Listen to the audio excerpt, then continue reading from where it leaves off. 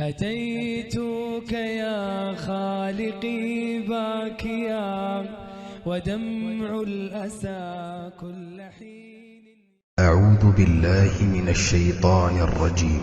وكذلك أخذ ربك إذا أخذ القرى وهي ظالمة إن أخذه أليم شديد.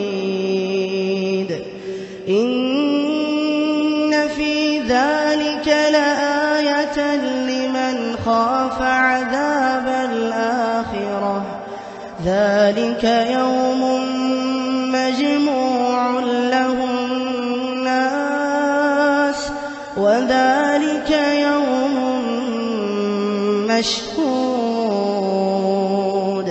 وما نؤخره إلا لأجل معدود يوم يأتي لا تكلم نفس إلا بإذنه فمنهم شقي وسعيد. فأما الذين شقوا ففي النار لهم فيها زفير وشهيق خالدين فيها ما دامت السماوات والأرض خالدين فيها ما دامت السماوات والأرض إلا ما شاء ربك إن ربك فعال لما يريد. وأما الذين سعدوا ففي الجنة خالدين فيها ما دامت السماوات خالدين فيها ما دامت السماوات والأرض إلا ما شاء ربك عطاء غير مجذوذ. أعوذ بالله من الشيطان الرجيم. كلا بل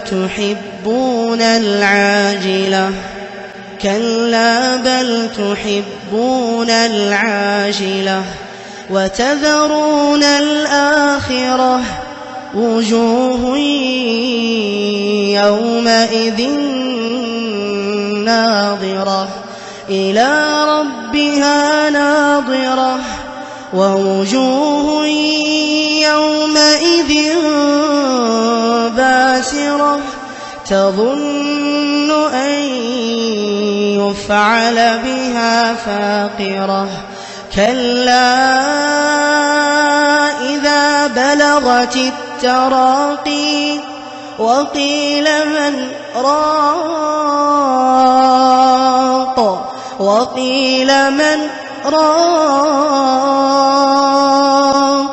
وظن أنه الفراق والتفت الساق بالساق إلى ربك يومئذ المساق. فلا صدق ولا صلى ولكن كذب وتولى ثم ذهب إلى أهله يتمطى أولى لك فأولى ثم أولى لك فأولى. أيحسب الإنسان أن يترك سدى ألم يك نطفة من مني يمنى ثم كان علقة فسوى فجعل منه الزوجين الذكر والأنثى أليس ذلك بقادر على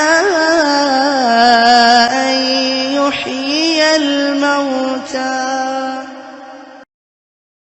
تبارك الذي نزل الفرقان على عبده ليكون للعالمين نذيرا